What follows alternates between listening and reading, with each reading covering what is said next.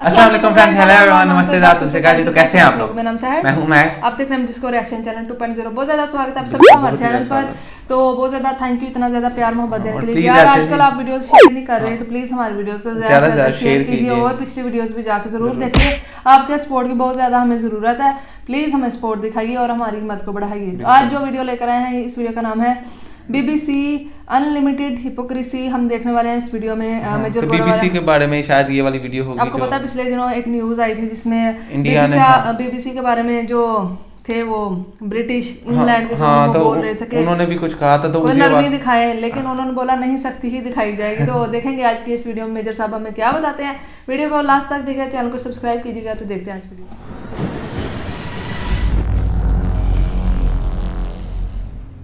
और ईरान को बोला कि बेटा ऐसा है, हम तो लड़ रहे हैं यूक्रेन के साथ, तुम इसको रिवर्स इंजीनियर करो, यानी कि इसको खोलो, इसके पेंच, इसके पूरे पेंच खोलो, और पेंच खोलने के बाद तुम देखो कि बना कैसे है, इसके ऊपर रिसर्च करो और वैसा ही सिस्टम तुम बना के हमें दो, तुम भी रखो हमें भी दो। जिसको दुनिया कहती है, किसी भी सर्वे में देख लीजिए, जो कहते हैं कि वर्ल्ड का टॉप लीडर है अप्रूवल रेटिंग्स, वर्ल्ड का टॉप, जो बाइडेन पीछे, सब लोग पीछे, नंबर 1 पे प्राइम मिनिस्टर मोदी। 140 करोड़ हिंदुस्तानियों को बुरा लगा, उनके दिल पे ठेस पहुंची, तब तुम्हें कुछ नहीं हुआ, है ना? 4 गोरे खड़े हो गए, तुम्हारा गला सूख गया। क्यों बेटा? ये तुम्हारा दोगलापन है। मैं आपको बता रहा हूं, कहीं ना कहीं ये वेपन्स के साथ भारत का टाई अप होने वाला है, ऑस्ट्रेलिया और इंडिया का। इमरान खान के खिलाफ सब साजिश कर रहे हैं, अमेरिका साजिश कर रहा है इनके खिलाफ, भारत साजिश कर रहा है इनके खिलाफ, इजराइल इनके खिलाफ साजिश कर रहा है, इनकी खुद की फौज का आर्मी चीफ इनके खिलाफ साजिश कर रहा है। बिलावल भुट्टो 2 मिनट के लिए शाहरुख खान बन गए, हकलाने लगे, किरण, इस टाइप का उन्होंने कर दिया मामला। गलती से भारत को दोस्त बोल दिया, फिर नेबर बोल दिया, फिर एम्बैरेस हो गए। जय हिंद दोस्तों, मैं हूं मेजर गौरव और आप देख रहे हैं द चाणक्य डायलॉग्स। इस वीडियो को लाइक करिए, हमारे चैनल को सब्सक्राइब करिए, बेल आइकन दबाना बिल्कुल मत भूलिएगा, खासतौर से वो दोस्त जो हमारा वीडियो देखते हैं लेकिन सब्सक्राइब नहीं करते। क्यों नहीं करते वो आप बेहतर जानते हैं, लेकिन मेरी गुजारिश है कि सब्सक्राइब जरूर कीजिए। अच्छा दोस्तों, जो कल का वीडियो था जिसमें मैंने ये बोला था कि मैं दुनिया भर की न्यूज कवर करना चाहता हूं क्योंकि आपकी तरफ से ऐसा कुछ फीडबैक आया है, तो कई लोगों ने प्रोत्साहन दिया और बोला कि हाँ, सिर्फ पाकिस्तान ही नहीं, आप दुनिया भर की न्यूज कवर करिए, खासतौर से वो दुनिया भर की न्यूज जो भारत को लेके जो केंद्रित है, या फिर विच इज रेलिवेंट जियोपॉलिटिकली। तो यही हम काम शुरू करने लगे। लेकिन कुछ लोगों ने यह भी बोला कि साहब फिर आप पाकिस्तान की न्यूज नहीं कवर करेंगे तो फिर मजा नहीं आएगा। तो मैं ऐसा नहीं करने वाला। I make it a balanced, जिसमें कार्बोहाइड्रेट्स भी हो, प्रोटीन्स भी हो, सब कुछ नमक भी हो, थोड़ी सी मिर्च भी हो, सब कुछ मिला के एक बैलेंस्ड फूड, बैलेंस्ड डिश आपके लिए पेश करने की कोशिश करता हूं दोस्तों। तो पहली खबर यह है कि एक बड़ी इंटरेस्टिंग खबर है कि रशिया और यूक्रेन ये लड़ाई लड़ रहे हैं। साल भर से ऊपर हो गया लड़ते लड़ते भाई। सही बात है, इतना इस फरवरी 24 को रहना बहुत बड़ी बात है। लेकिन सबसे बड़ी बात यह है कि ईरान का एक फैक्टर है जो कि हम लोग अभी तक ये समझ रहे थे कि सिर्फ ईरान कुछ ड्रोन्स रशिया को बेच रहा है और रशिया वो ड्रोन्स इस्तेमाल कर रहा है यूक्रेन के ऊपर। अभी तक हमारी ये समझ थी, लेकिन पिछले 72 घंटों में एक नया फैसेट आया है। अमेरिका ने, यूरोप ने जो लेटेस्ट वेपन सिस्टम्स दिए हैं, लेटेस्ट वेपन सिस्टम्स जो दिए हैं यूक्रेन को लड़ने के लिए रशिया के खिलाफ, वो वेपन सिस्टम्स दोस्तों, अब जहां पे यूक्रेन वाले हार गए तो वो वेपन सिस्टम्स रशियंस के हाथ लग गए। अब रशियंस ने क्या करा कि वो पैक करके भेजे ईरान। ईरान क्यों भेजे? ईरान में ना, क्योंकि ईरान के ऊपर 1979 के बाद जब वो रेवोल्यूशन हुआ था, तब से ईरान के ऊपर अलग अलग किस्म के सैंक्शंस लगे हैं। और जिस मुल्क के ऊपर सैंक्शंस लगते हैं ना, उनमें आपने कहावत सुनी होगी ना, necessity is the mother of invention, आपने सुना होगा। तो जिस मुल्क के ऊपर बहुत ज्यादा आप सैंक्शन लगा देते हैं तो वो अपनी तरीके से जीना सीख लेता है, वो अपने रास्ते निकाल लेता है, क्योंकि आपने उस मुल्क के लिए सारे रास्ते बंद कर दिए।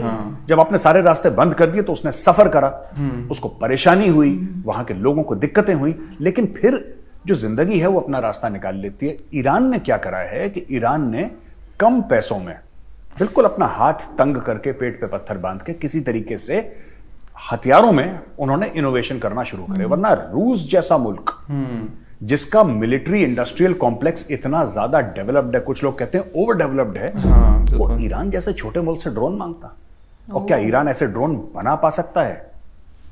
जो रूस जैसे बड़े मुल्क सोचने वाली बात है ऐसा ना? हुआ है, ईरान ने बनाए हैं और वो रूस के काम आए हैं, रूस ने इस्तेमाल भी कर रहे हैं। तो अब रूस क्या कर रहा है कि जैसे जेवलिन, मैं आपको पढ़ के बताता हूं, ठीक है। इसमें जो खासतौर से जेवलिन एंटी टैंक और स्टिंगर एंटी एयरक्राफ्ट सिस्टम है, ये क्या हुआ कि जब लड़ाई हुई तो यूक्रेनियन फौजी वो मारा गया या फिर वो भाग गया तो कुछ सामान पीछे छोड़ गया। ये state of the art equipment है यार, state of the art equipment जो रूस के पास नहीं है, रशिया के पास ऐसा कुछ है ही नहीं। जैसे जेवलिन के बारे में ये कहते हैं कि जैसे हम लोग वो यूज करते हैं ना, वो रॉकेट लॉन्चर 84 mm कार्ल गुस्टाव, तो 84 mm कार्ल गुस्टाव क्या सीधा जाता है, ऐसे सीधा जाता है, लाइन ऑफ साइट। आपने जैसे एम लिया, वो वायर गाइडेड नहीं होता, वो 80 GMs हमारी वायर गाइडेड है, लेकिन ये जो एंटी टैंक गाइडेड मिसाइल जो हैं वो तो हमारे पास काफी वायर गाइडेड है। लेकिन ये जो है, ये क्या होता है कि एक इसके अंदर इतना शेल होता है, वो आप ऐसे खोलते हैं, वो लोड करते हैं, you aim and you fire. अच्छा, ये सीधा जाता है जो 84 mm कार्ल गुस्टाव का जो शेल है ना, वो इंडियन आर्मी के पास भी वही है। तो क्या होता है कि जाहिर सी बात है, जब वो सीधा जाता है तो टैंक के कहीं साइड में लगेगा, वहां पे रिएक्टिव आर्मर होता है। तो कई एक्चुअली वो टैंक जिसका जो आर्मर है, जिसका जो कवच है, वो बड़ा स्ट्रांग है, जिसमें रिएक्टिव आर्मर है। रिएक्टिव आर्मर क्या होता है कि जब ऐसे शेल आ रहा होता है टैंक पे लगने के लिए, तो टैंक के स्किन पे एक्सप्लोजिव लगा रहता है, बारूद लगा रहता है, जो बारूद बाहर की ओर फटता है और इसको डिस्ट्रॉय कर देता है, जो इनकमिंग मिसाइल होती है इसको डिस्ट्रॉय करता है।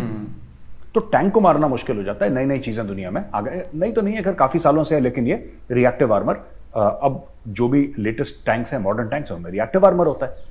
तो अमेरिका ने जो जेवलिन मिसाइल है वो बनाई कि जैसे ये टैंक है, ये टैंक आ रहा है, आपने जेवलिन मिसाइल यहां से फायर करी, ये जेवलिन मिसाइल ऐसे गई, ये जेवलिन मिसाइल ऊपर जाएगी पहले, ठीक है।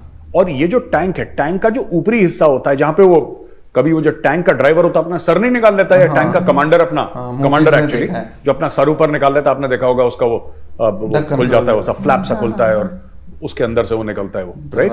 तो वो सॉफ्ट एरिया होता है, वहां पे इतना आर्मर नहीं होता, वहां पे रिएक्टिव आर्मर नहीं होता, रिएक्टिव आर्मर साइड्स में होता है टैंक के, जैसा मैंने आपको बताया था।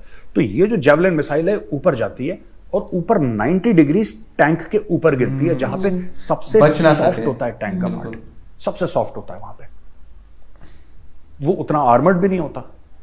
तो वहां पे अंदर जाती है, पूरे टैंक के क्रू को मार देती है और टैंक के बिल्कुल परखच्चे उड़ा देती है। ऐसा रशिया के पास कुछ है नहीं। तो रशिया ने ये सब पकड़ा और चुपचाप भेजा ईरान को, और ईरान को बोला कि बेटा ऐसा है, हम तो लड़ रहे हैं यूक्रेन के साथ, तुम इसको रिवर्स इंजीनियर करो, यानी कि इसको खोलो, इसके पेंच, इसके पूरे पेंच खोलो, और पेंच खोलने के बाद तुम देखो कि बना कैसे है, इसके ऊपर रिसर्च करो और वैसा ही सिस्टम तुम बना के हमें दो, तुम भी रखो, हमें भी दो।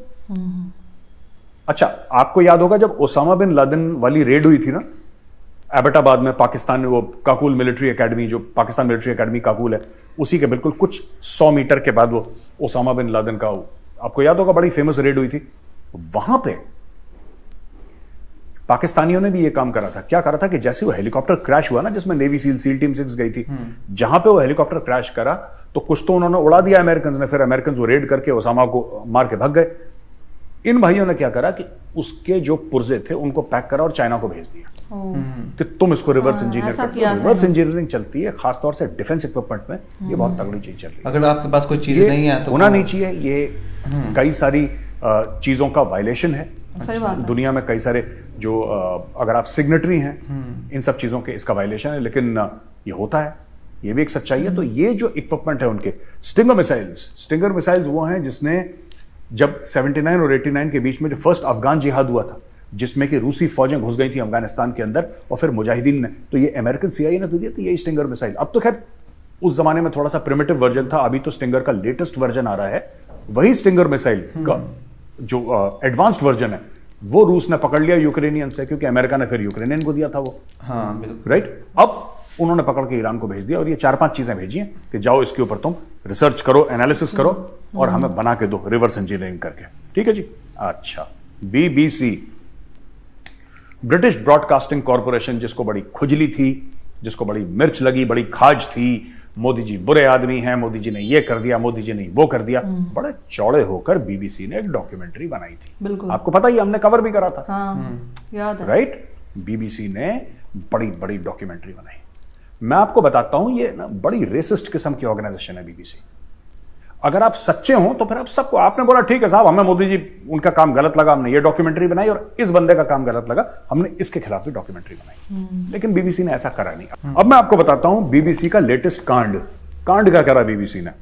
The BBC has decided not to broadcast an episode of sir David Attenborough's flagship new series on British wildlife because fears its themes of destruction of nature would risk a backlash from Tory politicians and the right-wing press. The Guardian has been told. अब देखो आप चक्कर देखो बुरा है इसका। BBC को लगा कि हमारे जो टोरी पॉलिटिशियंस हैं या जो राइट विंग के लोग हैं उनको अच्छा नहीं लगेगा। सर डेविड एटनबरो बहुत बड़ा नाम है और उनका जो वॉइस है एक बड़ा यूनिक वॉइस है, उनकी जो एंकरिंग स्किल्स हैं, मतलब मैं तो फैन हूं। सर डेविड एटनबरो का एक उन्होंने नया एपिसोड बोल दिया कि हम आपको दिखाएंगे नहीं। क्यों नहीं दिखाएंगे? क्योंकि कुछ लोग पॉलिटिकल पार्टीज इंग्लैंड में ऑब्जेक्ट करेंगी। दोगलापन देख रहे हैं, और वो किसके ऊपर? उन पॉलिटिकल पार्टीज के ऊपर भी नहीं है, किसी व्यक्ति विशेष के ऊपर जानबूझ के झूठी कालिक पोतने के भी चक्कर में नहीं है। किस तरीके से हमारा नेचर, हमारा वातावरण खराब करा है कुछ लोगों ने इन द सेंस कि कुछ इंडस्ट्रीज ने खराब करा है, और जिनकी वजह से जो फैक्ट्रीज हैं उनकी वजह से खराब हुआ है, उसके ऊपर बीबीसी ने डॉक्यूमेंट्री बनाई और डर के मारे वो उन्होंने टेलीकास्ट नहीं करी। अब मैं बीबीसी वालों से एक सवाल पूछता हूं यार, एक ऐसा शख्स जिसको 140 करोड़ हिंदुस्तानियों ने चुना और अपना प्रधानमंत्री बना है, बिल्कुल, जिसको दुनिया कहती है, किसी भी सर्वे में देख लीजिए, जो कहते हैं कि वर्ल्ड का टॉप लीडर है अप्रूवल रेटिंग्स, वर्ल्ड का टॉप, जो बाइडेन पीछे, सब लोग पीछे, नंबर 1 पे प्राइम मिनिस्टर मोदी। सही बात है। उनके बारे में तो आपने कर दिया जो आपको करना था, और जब आपको मना करा तो आपने बड़े छाती पीटी, भैया फ्रीडम ऑफ प्रेस। अब मर गई तुम्हारी फ्रीडम ऑफ प्रेस, अब कहां गई तुम्हारी फ्रीडम ऑफ प्रेस, ये तो बताओ। चलो ठीक है, तुमने मोदी जी के ऊपर डॉक्यूमेंट्री बनाई, डन, आपका हक था, आपने कर दिया, ठीक हो गया, आपका हक था, आपने कर दिया। अब क्या हुआ? अब क्यों मौत आ रही है तुम्हें बीबीसी वालों? मैं ये जानना चाहता हूं, तुम्हें अब क्यों मौत आ रही है? डर गए तुम? मैं आपको बताता हूं ये सब, और लोग कहेंगे कि ये सच है, ये बिल्कुल सच है, और मैं यहां पे कोई इसको रेशियल मामला नहीं बना रहा, पर ये रेशियल है इसलिए बताना आपको जरूरी है। जिसकी चमड़ी भूरी है और काली है, ठीक है, बीबीसी वाले समझते हैं उसकी तो कोई वैल्यू नहीं है, और जहां किसी गोरे ने इंग्लैंड में इसके खिलाफ आवाज उठाई तो बीबीसी का गला सूख गया। बीबीसी ने बोला अरे बंद करो यार, इनको बुरा लग जाएगा, बुरा लग जाएगा। ये तो कोई 140 करोड़ नहीं है ना, को बुरा लगा, उनके दिल पे ठेस पहुंची, तब तो कुछ नहीं हुआ, कुछ समझते नहीं। 4 गोरे खड़े हो गए, तुम्हारा गला सूख गया। क्यों बेटा? ये तुम्हारा दोगलापन है। सही बात, दोगलापन ऑर्गेनाइजेशन बीबीसी, ठीक है। ये देखो, senior sources at BBC told The Guardian that the decision not to show the 6th episode was made to fend off potential critique. किसी ने क्रिटिसाइज नहीं करा उनको, किसी ने मना नहीं करा दूसरे गोरों ने कि तुम गलत कर रहे हो। इनको लगा कि हो सकता है कि जो गोरे हैं वो कुछ गोरे पसंद ना करें इसको। This week the Telegraph newspaper attacked the BBC for creating the series and for taking funding from 2 charities previously criticized for their political lobbying, the WWF and RSPB. अच्छा भाई साहब, तो बीबीसी ने एक पॉलिटिकल लॉबिंग फर्म से पैसे पकड़े। एक पॉलिटिकल लॉबिंग फर्म से उन्होंने पैसे पकड़े ये बनाने के लिए डॉक्यूमेंट्री, और जब उनको लगा कि हमारी चोरी पकड़ी गई, they were caught with their hands on the cookie jar, they very quickly withdrew, they said कि ये तो हम दिखाएंगे ही नहीं। तो अब एक बात बताओ, ये तो टेलीग्राफ तुम्हारा ही अखबार है, ब्रिटिश न्यूज़पेपर ये कहता है, ये देखो मैं आपको बताता हूं बीबीसी कहां एक्सपोज करना जरूरी है। This week the Telegraph newspaper, जो कि एक अंग्रेज न्यूज़पेपर है, ब्रिटिश न्यूज़पेपर है, वो कहता है कि बीबीसी ने फंडिंग ली 2 चैरिटीज से, एनजीओ टाइप का कह लीजिए, जो प्रीवियसली, जिनको पहले पॉलिटिकल लॉबिंग के लिए क्रिटिसाइज करा गया था कि पैसे लेके आप लॉबी करो कि वो अच्छा है, वो बिल पास कर दो, वो एक्ट लगा दो, वो ऐसा कर दो, वैसा कर दो, लॉबिंग करो, पैसा लेके जो दलाली करते हैं, उनसे इन्होंने पैसा पकड़ा। अब मैं बीबीसी से पूछता हूं, भैया मोदी जी के खिलाफ जो तुमने बनाया था वो किसने फंड करा था? भाई यही तो कह रहा है तुम्हारा अखबार कि जो तुमने वाइल्ड लाइफ के ऊपर सर एटनबरो की जो डॉक्यूमेंट्री तुमने दबा दी, जो तुमने रोकी, तुमने इसलिए दबा दी क्योंकि तुम्हें लगा कि लोग तुम्हें, अंग्रेज गोरा तुम्हें क्रिटिसाइज करेगा वहां पे, क्योंकि तुमने किसी से पैसे पकड़े थे उसको करने के लिए ना, तुमने पैसे पकड़े थे। मोदी जी के खिलाफ जो तुमने डॉक्यूमेंट्री बनाई थी बेटा, उसके लिए किसने पैसे दिए थे तुम्हें, ये तो बता दो। मैं क्योंकि ये तो क्लियर है कि तुम डॉक्यूमेंट्री बनाने के लिए पैसे लेते हो और कोई गलत बात नहीं है, कोई गलत बात नहीं है भाई। कहीं ना you are running organisation, you need money to run that organisation, मैं मना नहीं कर रहा, लेकिन अगर तुमने कुछ बनाया है और तुम्हारे जर्नलिस्टिक एथिक्स हैं तो तुम उसको दिखाओ ना यार। या तो तुम सच बोल रहे हो या तुम झूठ बोल रहे हो। Either you are telling the truth और यू आर टेलिंग अ लाई।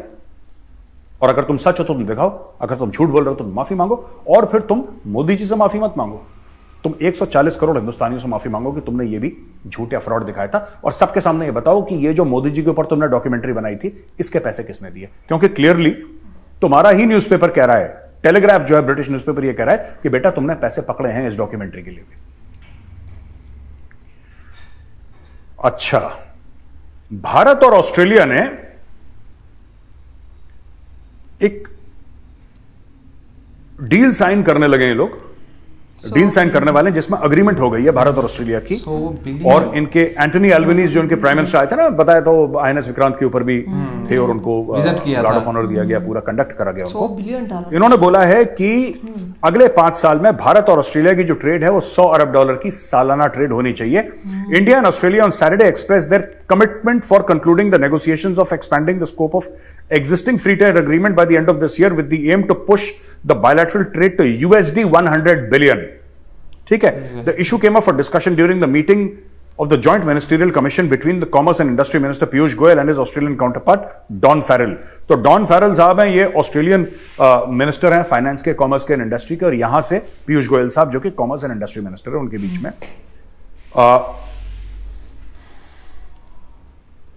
पिछले साल दिसंबर 29 को, यानी कि 3-1 महीना पहले, India and Australia implemented an economic cooperation and trade agreement ECTA and are now negotiating to expand its scope for a comprehensive economic cooperation. आप देखिए ना, बहुत ज्यादा चीजें ऐसी हैं जो इंडिया और ऑस्ट्रेलिया को एक दूसरे से चाहिए।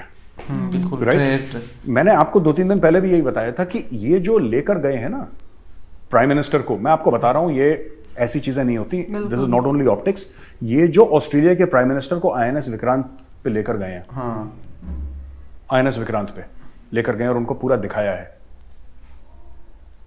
और फिर अगले दिन क्या खबर आती है कि जो ऑस्ट्रेलिया है वो 5 या 6 न्यूक्लियर सबमरीन खरीद रहा है। अच्छा, अमेरिका से।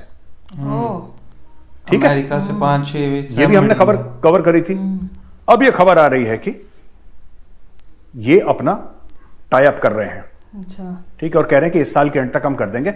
मैं आपको बता रहा हूं कहीं ना कहीं ये वेपन्स के साथ भारत का टाई अप होने वाला है, ऑस्ट्रेलिया और इंडिया का, और इंडिया ने बोला पक्का होगा, ये आज नहीं तो 6 महीने बाद ये खबर सामने आएगी कि इंडिया ने ऑस्ट्रेलिया से बात करी है कि हम आपके लिए एक एयरक्राफ्ट कैरियर बना देते हैं। अच्छा, बिल्कुल, वो तो बड़ी चीज है। और यहां पे 1-1, 2-2, 3-3, 4-4 एक साथ लगा रखे हैं इन्होंने।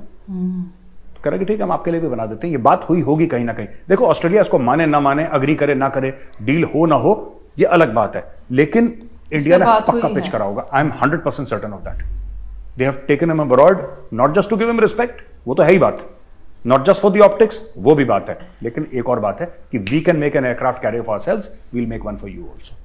तो ये थी आज की वीडियो। तो भाई देखा ही सबसे पहले यहाँ पे यूक्रेन और जो रशिया के वार है उस पर बात की गई। बिल्कुल, और जो अमेरिका, उनको आपको पता ही कि बहुत सारे पैसे और वेपन्स जो है वो दे रहा है रशिया के साथ लड़ने के लिए, जो है वो उनको प्रोवाइड की जा रही है। 1 साल से ज्यादा ही हो गया, बहुत टाइम हो गया, लेकिन जंग ना वो रुक नहीं रही, धीरे धीरे से कहीं ना कहीं से ना वो जंग उनकी जारी है, और वो बहुत ही लेटेस्ट उनको ना वो हथियार दे रहे हैं। शायद वो रशिया को उन हथियारों के बारे में नहीं पता था जो बात कर रहे थे ना, ये वाले कि उनको हथियार उन्होंने इतने ज्यादा प्रोवाइड किया गया है। और बोला है कि रशिया ने भी ईरान से उनके ड्रोन जो है वो खरीदे हैं। मतलब कि ईरान इतने इस काबिल है, पावरफुल है, इसका मतलब सैंक्शंस के बाद भी उन्होंने बहुत सी बिल्कुल मुश्किलें बहुत सी उन्होंने ढूंढ लिया है कि कोई उनका साथी नहीं है, लेकिन उन्होंने ऐसा जीने का तरीका सीख लिया। बिल्कुल ऐसा ही है, तो ऐसा ही उन्होंने किया, इसलिए रशिया ने उनका जो है वो खरीद के तो यूज किए गए हैं उनकी जानिब से।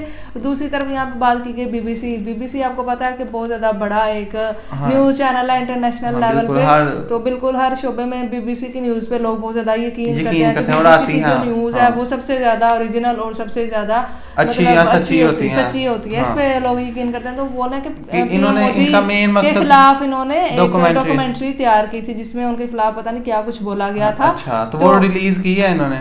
तो वो बोले हैं उन्होंने रिलीज की, तो उससे जो भारतीय लोग हैं ना 140 उनको बहुत ज्यादा बुरा लगा है। लेकिन अभी उनके खिलाफ ही लोग बोल रहे हैं, तो उनको है कि अंग्रेज हमारे खिलाफ बोलेंगे और क्या होगा इस तरह से बहुत ज्यादा। तो वो तो इसकी तफ्तीश भी इसीलिए कर रहे हैं कि इनका दफ्तर इसीलिए बंद करवा दिया कि अगर आपकी तफ्तीश होगी, आपने ये जो चीजें की है ना, इनका जो वो इन्वेस्टिगेशन करेंगे तो फिर पता लगाएगा कि इसके पीछे सच है या झूठ है। लेकिन ये बात बिल्कुल इन्होंने की कि अगर इनकी जो एक यूके में एक जो सहाफी थे या जो भी थे, तो उनकी भी एक इन्होंने वो कोई डॉक्यूमेंट्री शेयर करनी थी, लेकिन वो रीजंस की वजह से नहीं की, क्योंकि वो जो उनके पॉलिटिशियंस थे ना यूके के, उनके डर से कि यार उनको बुरा लग जाएगा कि वो गोरे हैं तो उनको डर लग जाएगा। तो ये बिल्कुल दोगलापन होता है अगर ये बात सच है तो, क्योंकि अगर आप इतना बड़ा चैनल है और आप दावा करते हैं कि हम सच दिखाते हैं, तो फिर सच किसी का भी हो आपको सच ही दिखाना चाहिए। और एक तरफ आप अगर ऐसा करें तो दूसरी तरफ ऐसा करें, अपनी साइड पे आया तो भाई हम दोगलापन करेंगे। हाँ, लोगों को बुरा लग जाएगा, हमारे लोगों को बुरा लगेगा। ये भी वो कहते कि उन्होंने मना नहीं किया, बस ये इनको बस लगा है कि वो उन्हें बुरा लगेगा, तो इन्होंने वो डॉक्यूमेंट्री नशर ही नहीं की जो भी थी। लेकिन जो भी ये थी, इससे तो इन्वेस्टिगेशन इंडिया में होगी ना, दफ्तर बंद हुए इनके, दफ्तर वगैरह इनको काफी ज्यादा नुकसान भी हुआ। और इसके अलावा और ऑस्ट्रेलिया बात की ऑस्ट्रेलिया और इंडिया के रिलेशंस के बारे में $100 बिलियन की एक साल में ट्रेड होनी चाहिए। ये इतनी बड़ी बात है, मतलब 5 सालों के लिए वो डील की गई $100 बिलियन कोई बहुत थोड़े ही नहीं पैसों की ट्रेड थी। मुझे जब वो इन्होंने कहा ना इस वीडियो में कि वो आए थे और उनको ये इतना सब कुछ इन्होंने दिखाया, तो वो किसी मकसद के लिए दिखाया होगा, बिल्कुल ऐसे ही एयरक्राफ्ट वो खरीदेंगे आने वाले। ऑस्ट्रेलिया के पास अभी वो शायद न्यूक्लियर पावर नहीं ना, ऑस्ट्रेलिया भी है, तो उसको भी काफी ज्यादा अमीर तो काफी है ना वो मुल्क, तो उसको भी जरूरत है और वो खरीदना चाहेगा। तो वो उन्होंने यूएस को भी दिया ना, तो ऑर्डर दिया कि हमें ये सबमरीन चाहिए, तो वो कह रहे थे कि इससे वो इंडिया को भी देंगे ऑर्डर, कोई ना कोई देंगे आने वाले वक्त में एयरक्राफ्ट, क्योंकि इंडिया खुद अपने बना रहा है। तो वो अगर मेड इन इंडिया हो गए तो वो ऑस्ट्रेलिया में जाएंगे तो कितना यार नाम तो एक चीज है, लेकिन पैसे कितने कमाएंगे, वो कितने महंगे होंगे वो जो भी चीजें बनाकर बेचेंगे। तो फिर दूसरी जो लोग हैं बिल्कुल ऐसे क्या, अभी तो ज्यादातर आप अमेरिका, रशिया या चाइना से ये वाला सामान खरीदते हैं जो भी है ये डिफेंस का सामान, लेकिन जब आप इंडिया का नाम इसमें आ जाएगा, इंडिया से लोग खरीदना स्टार्ट हो जाएंगे, तो बहुत ही हाँ इकोनॉमी में बहुत ही मदद मिलेगी और बहुत ही उनसे पैसे आप कमा सकेंगे और भी अच्छे स्ट्रॉन्ग रिलेशंस भी दुनिया के साथ हो जाएंगे, जो कि बहुत ही अच्छी चीज है आने वाले वक्त में। तो काफी अच्छी वीडियो थी, उम्मीद करते हैं आपको वीडियो पसंद आई होगी। वीडियो पसंद आई लाइक कीजिए, चैनल को सब्सक्राइब कीजिए। फिर मिलते हैं आपको इसी तरह एक और नई वीडियो। अपना ख्याल रखिएगा।